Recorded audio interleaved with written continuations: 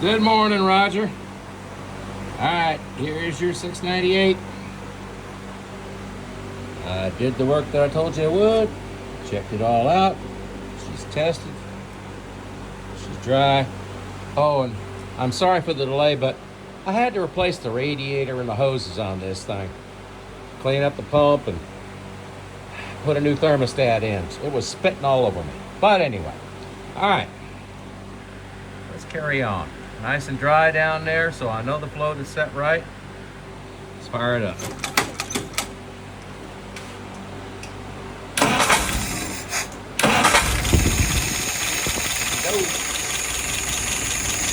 All right. Down inside again. Still nice and dry. Everything's doing fine. Alrighty. Let's rub her through a few times here.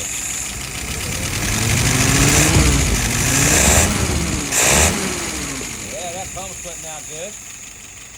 All right, let's look at some numbers. Currently idling at about 675. Fuel pressure 2.75. Vacuum 23 plus. Looking really good. All right, we'll pull it through a couple more times for you.